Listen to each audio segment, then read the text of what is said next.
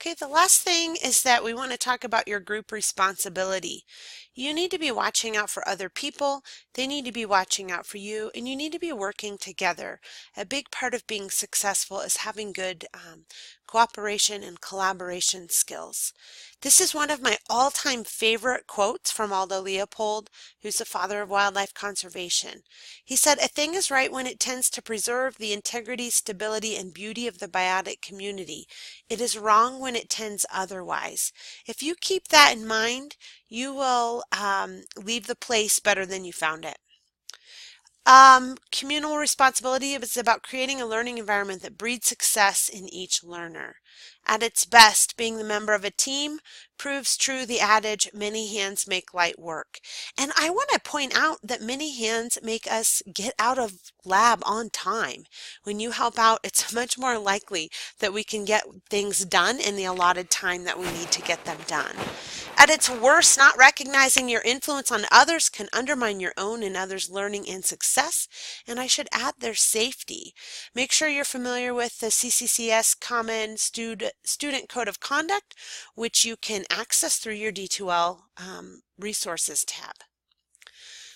Do your fair share. Don't let someone else do all the work, both in the field and in the classroom, and that might be in the lab write-up itself.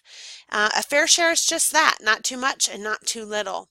Include others. Be inclusive. Our words and actions work together to create how we are perceived. Actions that degrade or dismiss fellow students will not be tolerated. That includes crude joking. Any kind of racial or derogatory comments toward others is unacceptable in our lab activities. Be conscious of how your jokes and comments may be received. Instances of harassment, abuse, or misconduct will be reported to the Dean of Student Services. Make sure that you have the tools and gear that you need. Be aware that we share gear between classmates and classes. Take care of the gear that you get. Help prep and clean up the gear. Respect the site and location of the agencies, the landowners, the partners that we use. Be on time. Be on time arriving for class. Carpooling to field sites might be a really good way to go. Many of our field trips are at the gratitude of others or crunched for time to start. Do your part by being on time. Communal responsibility regarding travel. Only FRCC employees or students can drive state vehicles. If you drive others to a field trip, thank you. Please do so in a safe and law-abiding way. Respect the speed limits and always drive cautiously and within your limits. If you're a passenger in either a state vehicle or a private vehicle, be sure to, number one, wear your seatbelt. And I look in the rearview mirror in those big state vehicles and half the students are not wearing their seatbelts until it's commented on. That should be standard when you get in. Make sure you have a seatbelt on. Clean up after yourself. It's not your vehicle. Don't leave your cups of soda empty or your chip bags or anything else laying around in the van.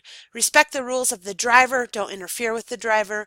Respect others in the car through your comments and your conversations, and show gratitude. Offer to help with gas, etc., especially if you are taking advantage of a carpool situation in which you aren't able to reciprocate by driving. Question number 10. Which of the following is an example of communal responsibility?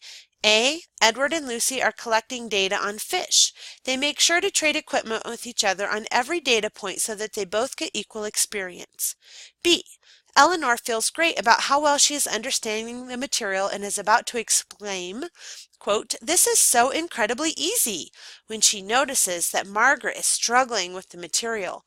Eleanor swallows her comment and goes to help Margaret instead.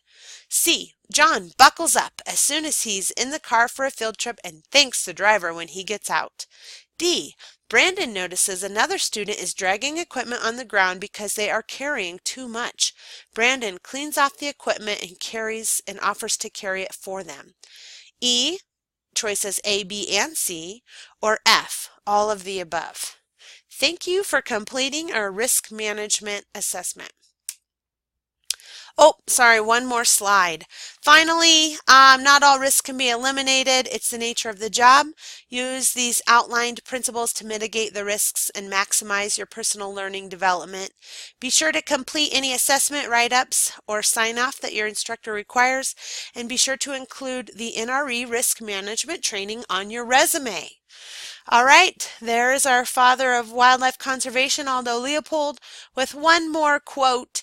We abuse land because we regard it as a commodity belonging to us. When we see land as a community to which we belong, we may begin to use it with love and respect. Thank you.